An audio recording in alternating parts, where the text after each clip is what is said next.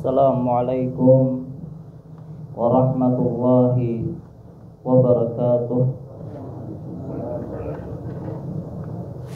Alhamdulillah Rabbil alamin. Wassalatu wassalamul atammanil akmalani alal mab'uthi rahmatan lil alamin, nabiyina wa rasulina Muhammadin wa ala alihi wa ashabihi wa man tabi'ahum bi ihsanin ila yaumiddin. Amma ba'd. Fa ya ibadallah, kaum muslimin wal muslimat, keluarga seberataan, rahimani Allahu wa iyyakum. Alhamdulillah, segala puji bagi Allah Subhanahu wa ta'ala, yang mana pada malam hari ini kembali kita bisa berkumpul di majlis yang mulia ini dalam rangka menghadiri kajian rutin kita dengan tafsir juz amma. Kita memohon kepada Allah Subhanahu wa ta'ala, semoga Allah berkenan untuk melimpahkan kepada kita ilmu yang bermanfaat. Salawat serta salam semoga senantiasa tercurahkan kepada junjungan kita Nabi besar Muhammad sallallahu alaihi wasallam, kepada keluarga beliau, para sahabat beliau, dan orang-orang yang istiqamah di atas jalan beliau ila yaumil qiyamah. Insyaallah pada kesempatan malam hari ini kembali kita akan melanjutkan pelajaran kita, masih membahas tentang surah Quraisy dan masih membahas ayat yang ketiga yang bunyinya gimana? Fal ya'budu rabb hadzal bait, maka hendaklah mereka menyembah Rabb atau pemilik rumah ini. Maksud rumah ini adalah Ka'bah. Adapun yang dimaksud dengan Rabb atau pemilik rumah ini adalah Allah Subhanahu wa ta'ala. Maka falya'budu rabb hadzal bait itu sama maknanya falya'budullah. Maka hendaklah mereka menyembah Allah. Dan telah kita sampaikan, ya, mungkin akan muncul pertanyaan, jika inti dari ayat ini adalah perintah untuk beribadah kepada Allah, mengapa mesti ungkapannya adalah maka hendaklah mereka beribadah kepada Rabb pemilik rumah ini? Artinya kenapa tidak hendaklah mereka menyembah Allah? Maka kita sebutkan atau kita jawab kemarin bahwasanya penambahan yang terdapat pada ayat-ayat Al-Quran itu bukan hanya sebatas obral kata-kata saja.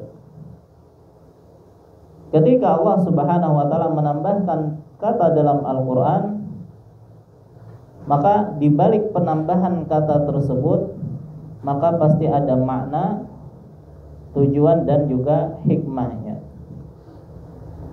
Baik, dan telah kita sebutkan di antara hikmah penyebutan kata tersebut, ya, ada 3 kemarin, ya. Pertama adalah untuk membedakan antara Allah dengan sesembahan selain Allah. Ya, jadi hendaklah kalian menyembah Rabb pemilik rumah ini.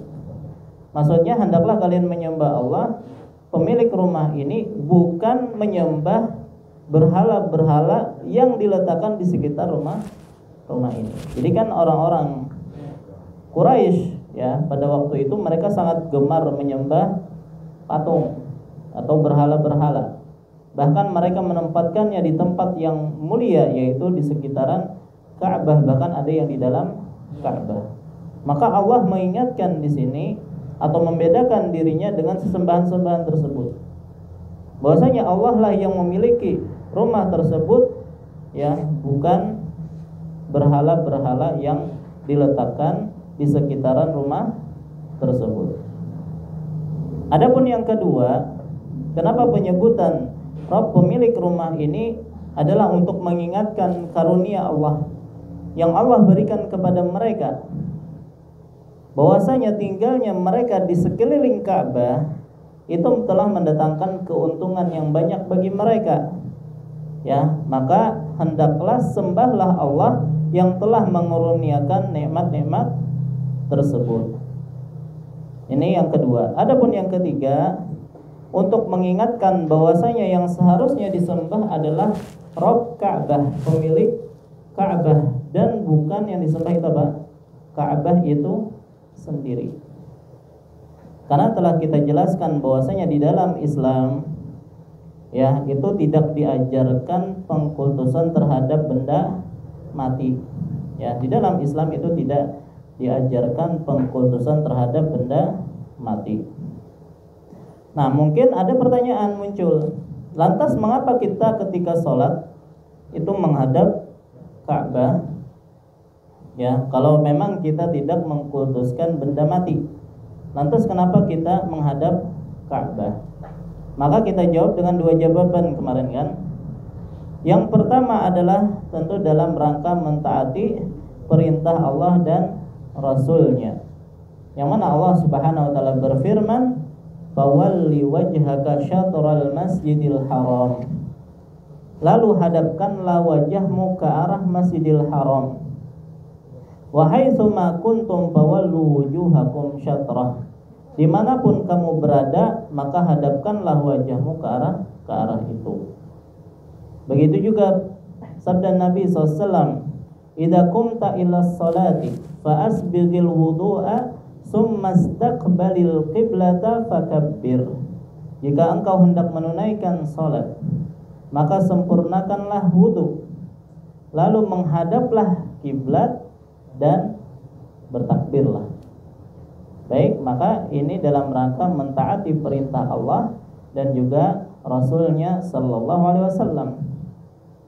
Dan jawaban yang kedua adalah hikmah yang agung dari disyariatkan yang menghadap kiblat, yaitu sebagai upaya mewujudkan syiar persatuan kaum muslimin.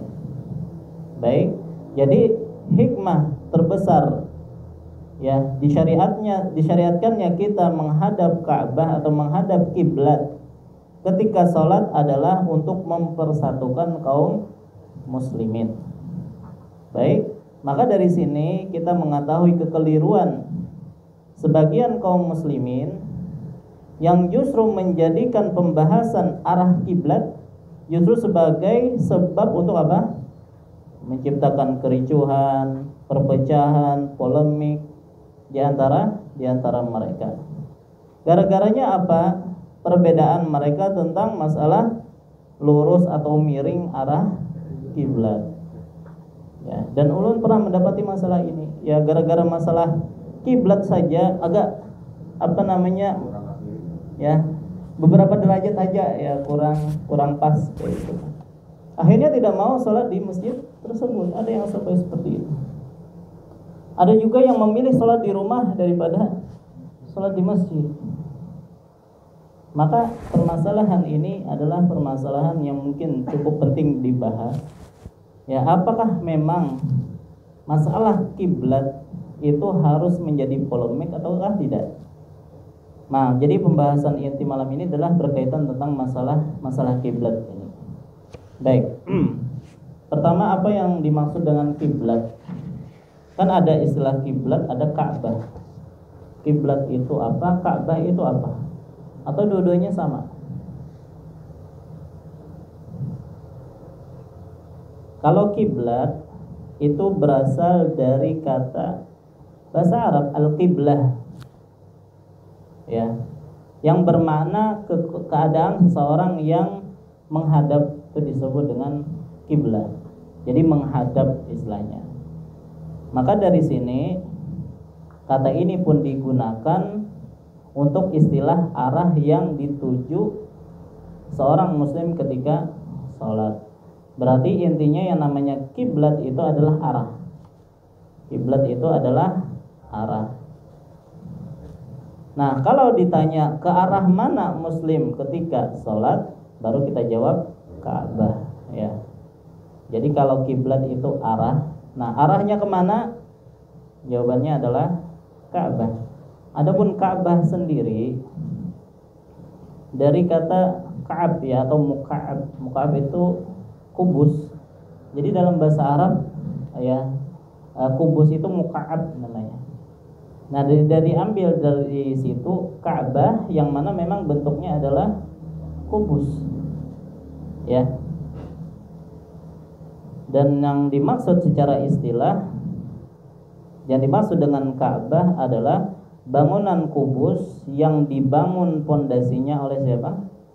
Nabi Ibrahim dan Nabi Ismail alaihi wassalam. Ya, jadi pondasi Ka'bah itu adalah dibangun oleh Nabiullah Ibrahim dan Nabiullah Ismail. Dan Ka'bah pernah dipugar. Ya, ketika umur Nabi SAW berapa tahun? Pernah kita bahas rasanya di sini, ya. Yaitu ketika beliau berusia 35 tahun, 5 tahun sebelum Nabi SAW diangkat menjadi Nabi, ya. Baik, jadi bangunan sekarang itu adalah bukan bangunannya Nabiullah Ibrahim, ya. Beliau hanya membangun pondasinya di situ. Baik, sebelumnya beliau sudah membangun Ka'bahnya, tapi karena dipugar, dibangun lagi oleh orang-orang Quraisy sampai bentuknya seperti ini. Baik, cuman asal pembangunan adalah dibangun oleh Nabi Ibrahim dan Ismail alaihi wassalam. Baik. Sekarang apa hukum menghadap kiblat ketika sholat? Wajib.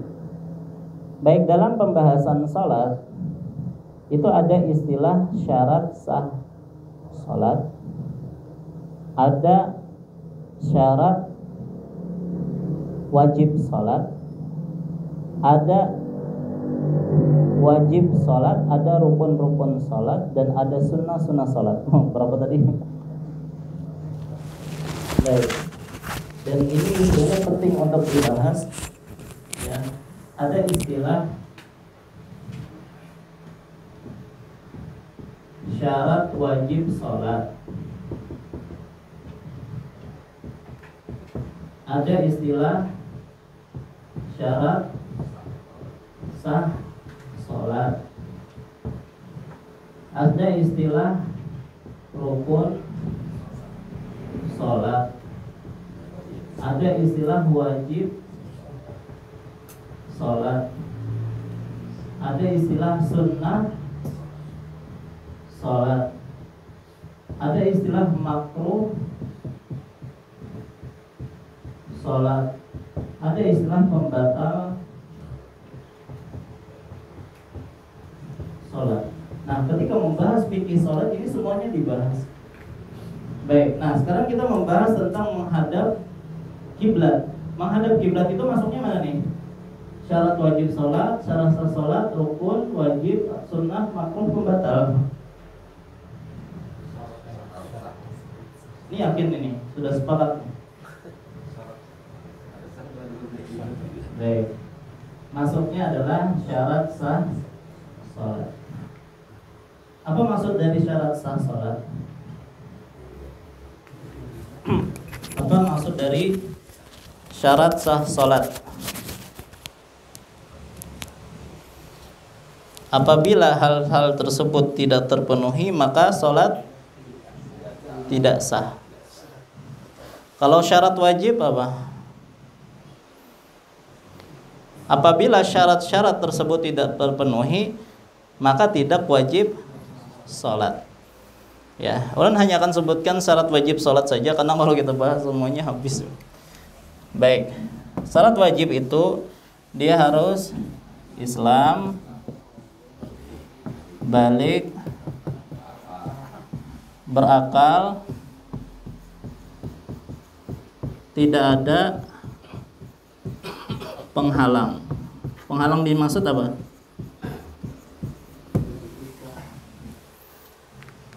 Haid, nifas.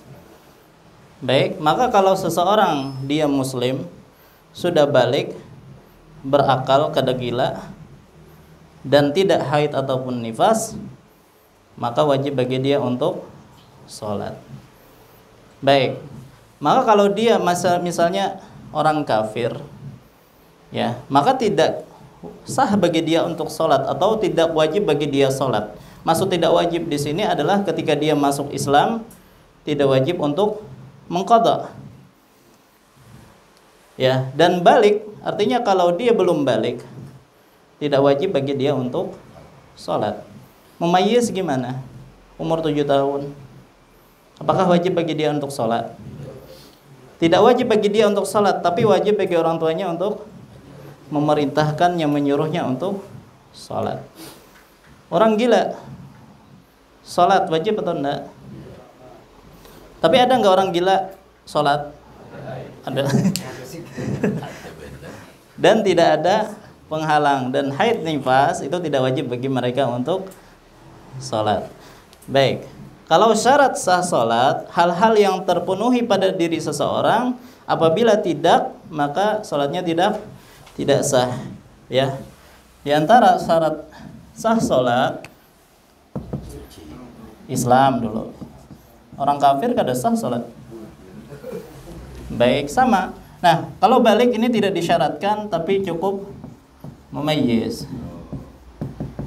Ya, artinya kalau ada anak umur 7 tahun dan dia sudah tahu bacaan sholat, maka sah bagi dia. Ya. Jadi untuk syarat sah tidak diharuskan balik. Artinya kalau ada anak yang sudah mumayyiz dan sholat, sholatnya sah dan dia dapat pahala. Baik. Kemudian berakal. Ini ulun tulis ini ya, Islam, mumayyiz,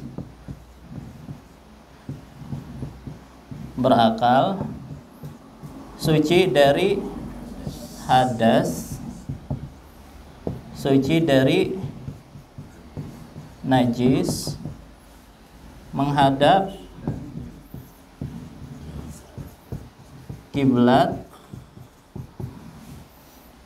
Berapa sudah? 6. Baik. Kemudian masuk waktu, kemudian menutup aurat. Berapa dah? 8. Terakhir niat. Niat ini terjadi perbedaan pendapat apakah masuk syarat sah ataukah rukun. Baik. Kalau kulihal, nah di antara syarat-syaratnya di sini adalah menghadap kiblat. Syarat sah adalah menghadap kiblat.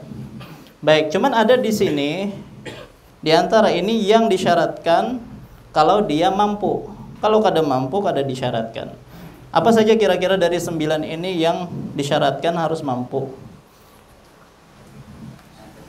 Suci dari najis kalau dia mampu. Suci dari hadas kalau dia mampu. Maksud suci dari hadas, kali aja misalnya ada orang yang sakit terbaring, ya, dia berhadas. Tidak ada yang mewudukannya. Tidak ada yang memandikannya. Kalau misalnya dia junub, ya, tidak ada yang mentayamumkannya. Maka bagaimana dia sholat? Sholat sesuai dengan kondisinya, maka syarat ini gugur dari dia. Sudah? Suci dari najis, bajunya ada najis dan tidak ada baju selain itu dan tidak ada yang menggantikannya, ya seperti orang terbaring tadi, maka syarat suci dari najis gugur. Menghadap kiblat ini juga bisa gugur, ya orang sakit lagi dia terbaring di rumah sakit misalnya, tidak ada yang mengarahkan dia ke arah kiblat, maka gugur juga kewajiban menghadap kiblat. Begitu juga menutup aurat. Kalau qadarullah dia tidak punya pakaian, maka sholat sesuai dengan kondisi dia. Baik. Kalau Islam tidak ada istilah kada mampu Islam. Berakal. Kalau mampu ya gimana kalau mampu? Ya, jadi 4 hal ini ya itu disyaratkan kalau dia mampu. Baik. Maka dia termasuk syarat sah sholat. Bedanya dengan rukun apa? Kalau rukun itu dalam ibadah itu sendiri.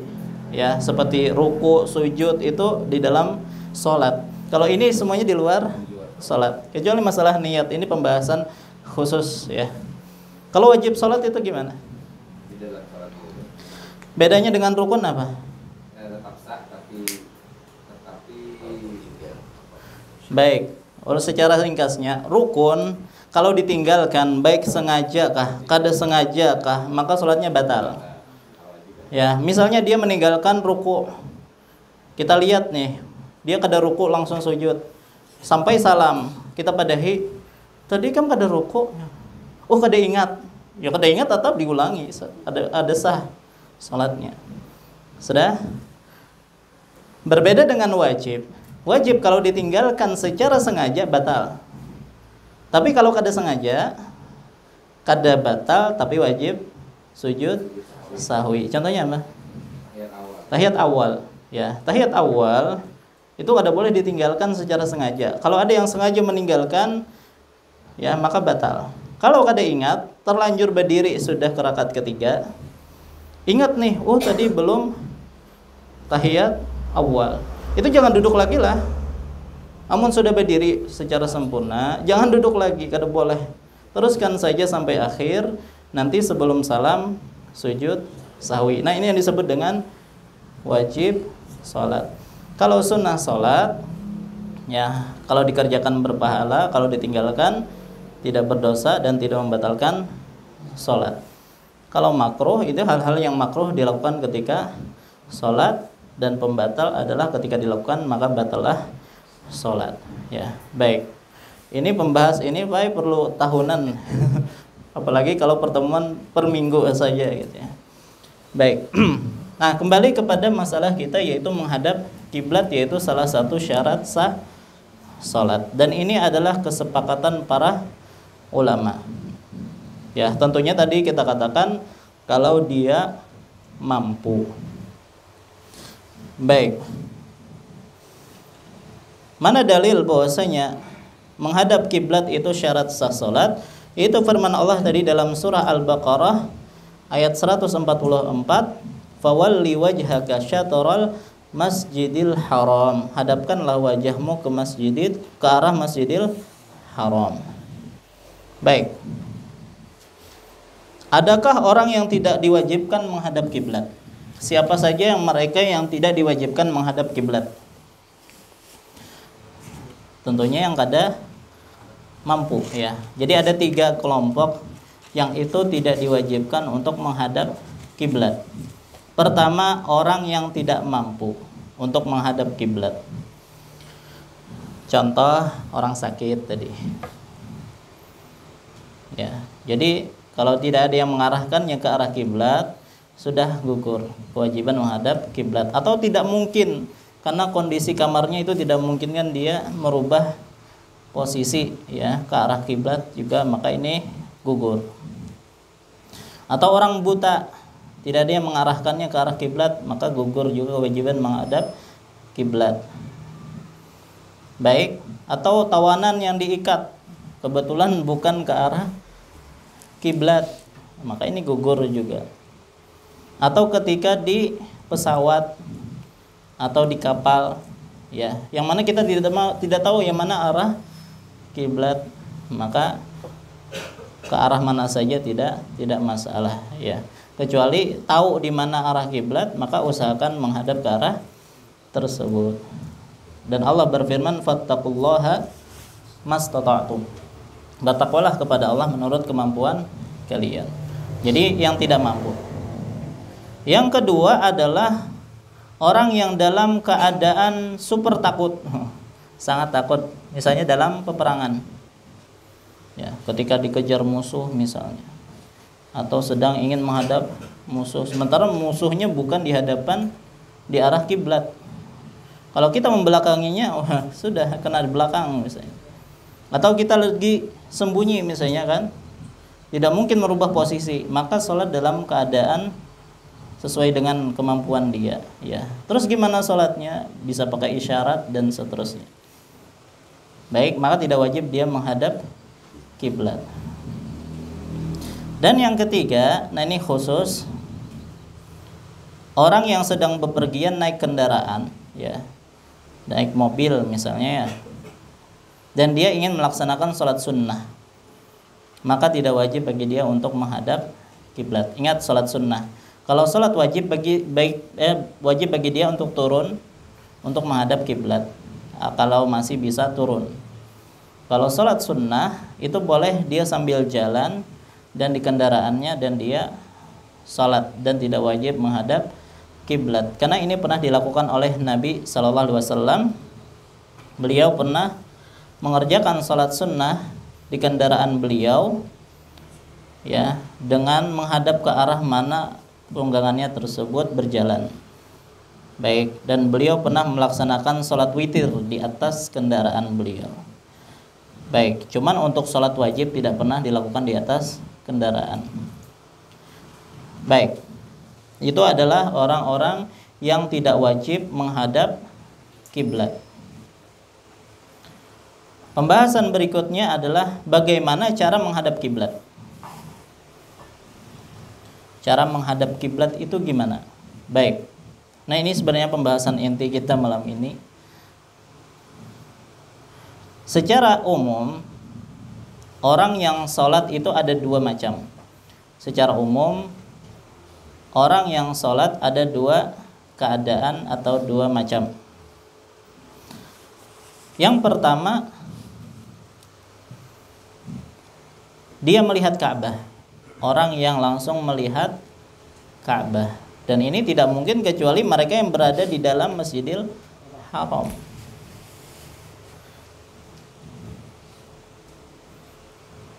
Maka orang yang pertama ini yang langsung melihat Ka'bah, maka wajib dia langsung menghadap ke arah Ka'bah. Ya. Tidak boleh misalnya Ka'bah di sini dia sholatnya ke situ. Sengaja. Ya. Harus pas arahnya ke arah Ka'bah. Sudah? Dan ini khusus mereka yang melihat Ka'bah. Yang kedua adalah orang yang tidak melihat Ka'bah. Jadi kalau yang pertama tadi wajib dia menghadap Ka'bah, dan itu berdasarkan kesepakatan para ulama, tidak ada yang berbeda di sini. Ya, semua sepakat wajib dia langsung menghadap Ka'bah. Baik.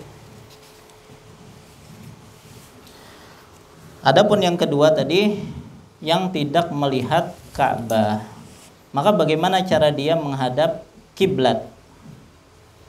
Maka para ulama berbeda pendapat dalam masalah ini menjadi dua pendapat. Pendapat yang pertama mengatakan tetap wajib dia harus menghadap ke arah Ka'bah. Dimanapun dia berada, kita di sini di Indonesia di Barabai, kalau sholat itu benar-benar harus pas menghadap ke arah Ka'bah. Ini pendapat pertama dan ini pendapat Syafi'iyah. Ini ulama mazhab Syafi'iyah.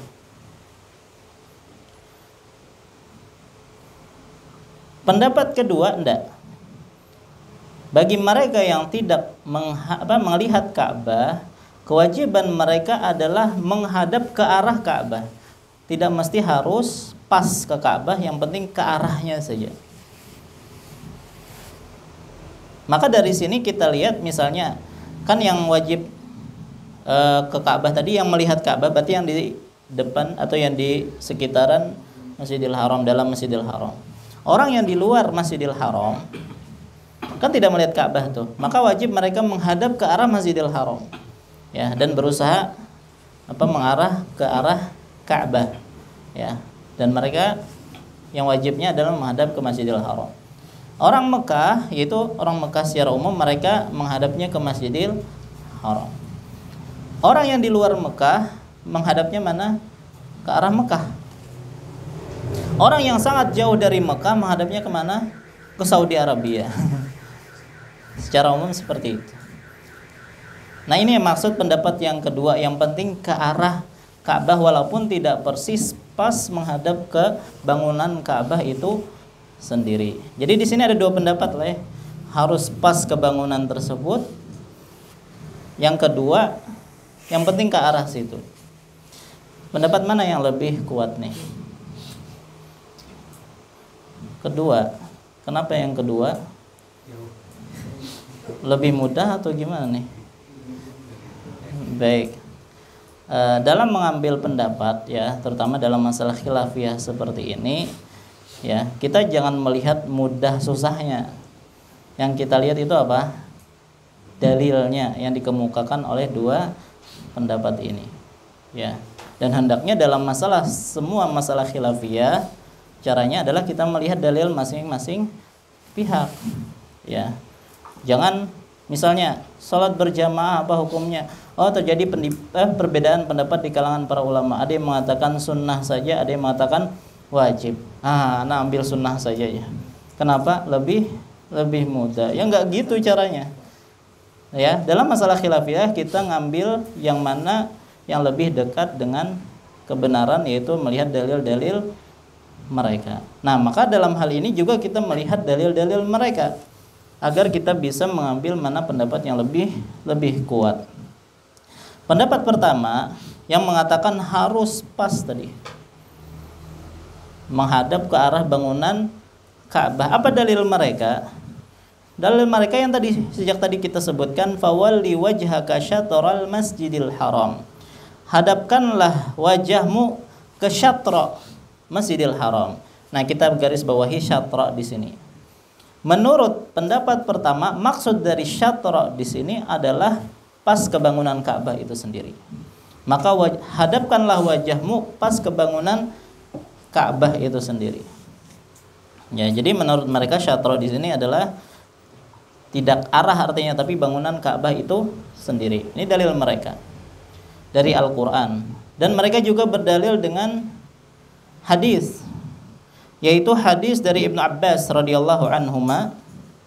Disebutkan, lamma dakhala an-nabiy sallallahu alaihi wasallam al-bait da'a fi nawahi, bahwasanya Nabi SAW tatkala memasuki Ka'bah, beliau berdoa ya di sisinya, di sisi-sisi Ka'bah, kulliha semuanya, walam yusalli hatta kharaja minhu, dan beliau tidak sholat kecuali keluar dari Ka'bah.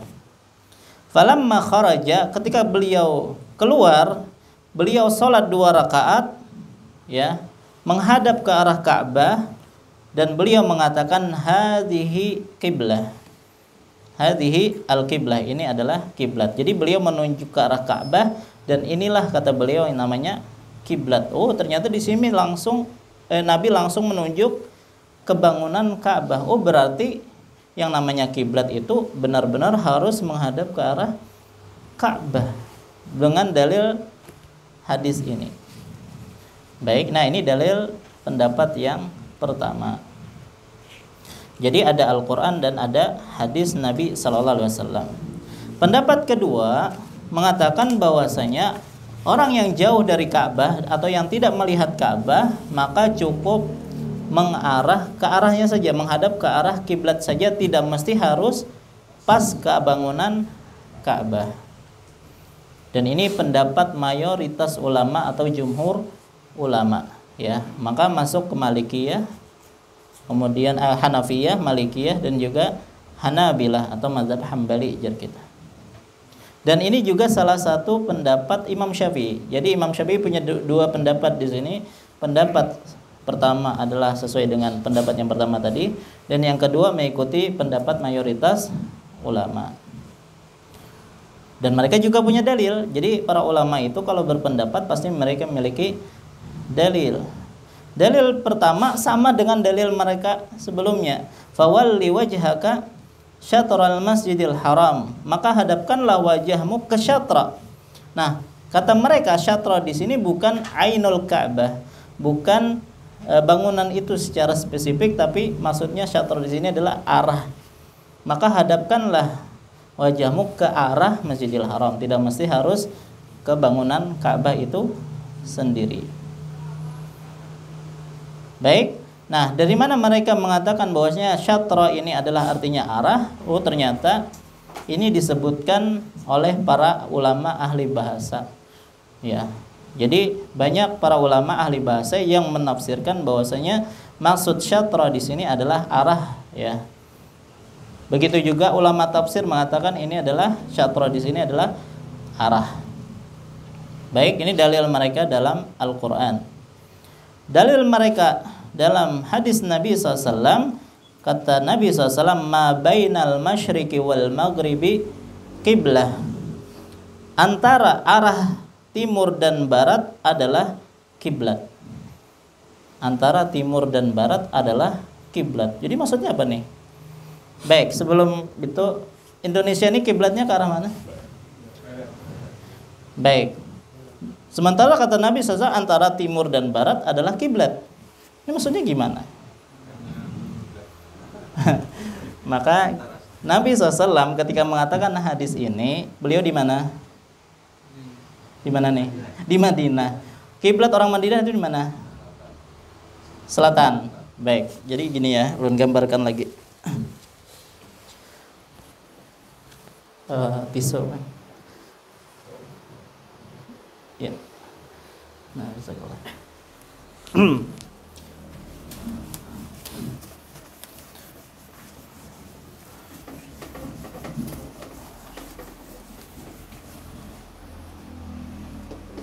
Mekah itu di mana?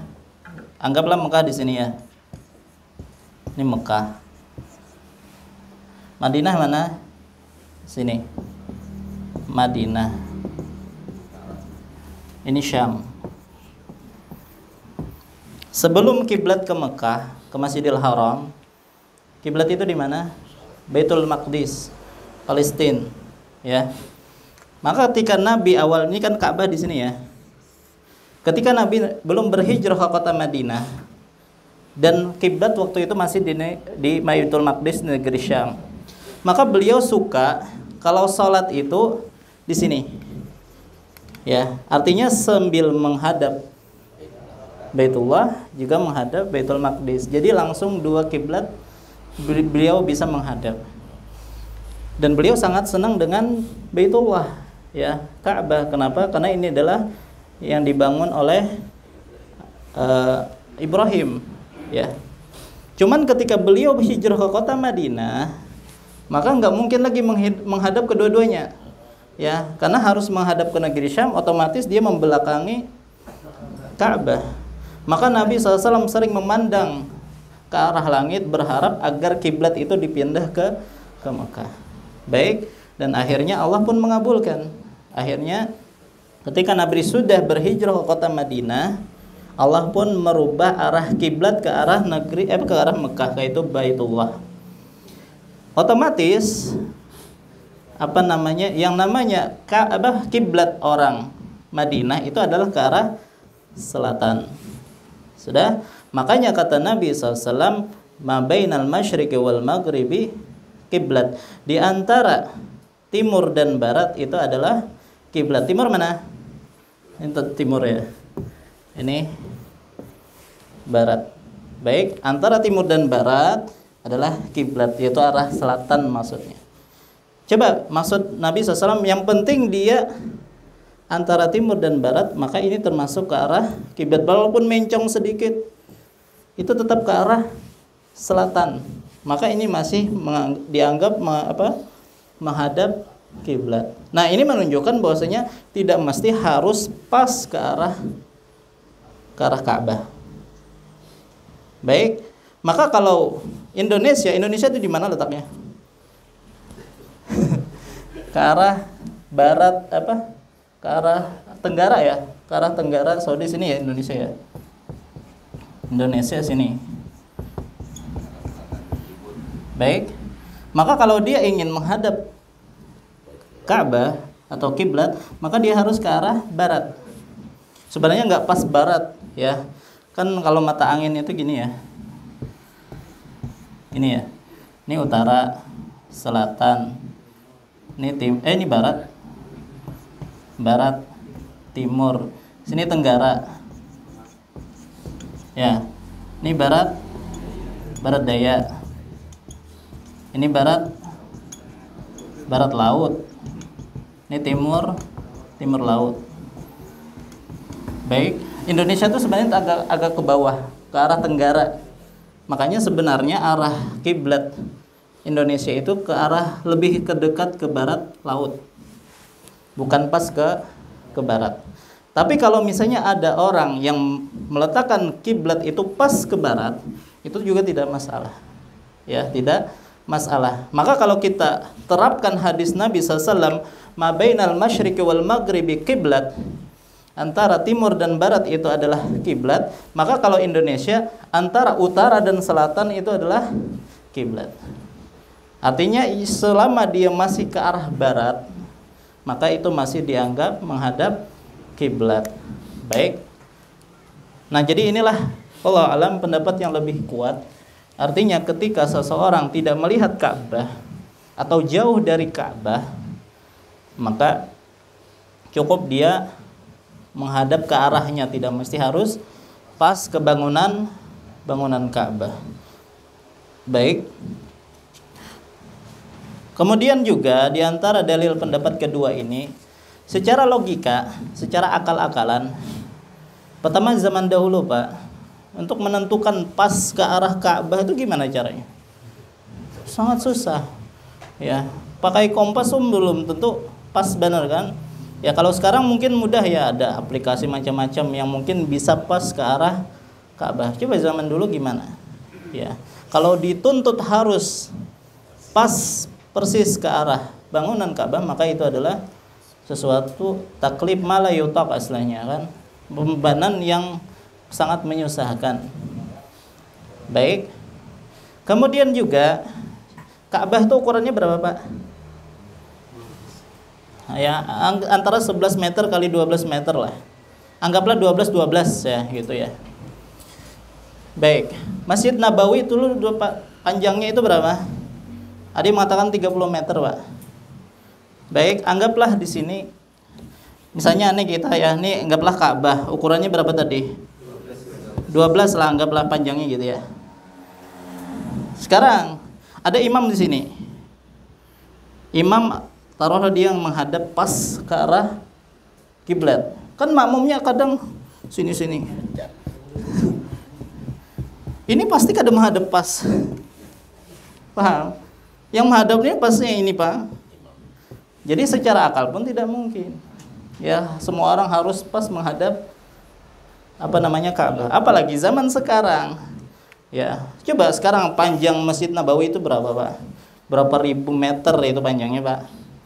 Itu pasti banyak, apalagi kalau pas hari Eid. Itu bisa kiloan, Pak. Depan itu. Maka tidak mungkin semuanya pas menghadap ke arah Ka'bah. Maka dengan dalil-dalil ini jelaslah bahwasanya yang dimaksud syatral Masjidil Haram ini adalah cukup ke arah, ya, bukan mesti harus pas ke bangunan Ka'bah. Wallahu a'lam. Baik, maka pendapat yang lebih kuat adalah pendapat yang kedua. Adapun ya, kalau ayat yang digunakan oleh atau dalil yang digunakan pendapat pertama, syatra itu artinya pas bangunan Ka'bah, maka kita bantah tadi dengan penafsiran ahli bahasa dan juga ahli tafsir. Adapun sabda Nabi SAW ya tentang ketika beliau menunjuk Ka'bah ini adalah kiblat, maka itu digunakan bagi mereka yang melihat Ka'bah. Maka tidak ada kontradiksi dalam hadis-hadis Nabi Sallallahu Alaihi Wasallam. Kesimpulan dari pemaparan kita ya, bahwa arah kiblat untuk penduduk Indonesia yang letaknya di sebelah timur atau tenggara ya Ka'bah, maka kiblat mereka adalah ke arah barat laut ya, atau ke arah barat lah ya. Jika melenceng sedikit saja sehingga menghadap barat lurus ya, maka selama itu masih barat, maka sholatnya masih dianggap sah dan dia masih dianggap menghadap kiblat. Baik, jadi tidak perlu lagi ribut dalam masalah ini. Ya, hendak dirubah, hendak dihancur masjidnya, hendak dirubah kiblatnya. Oh, gimana? Dan masjid-masjid yang sudah terlanjur menghadap barat tadi kan, yang pas menghadap barat atau melenceng sedikit, maka tidak perlu lagi dipugar.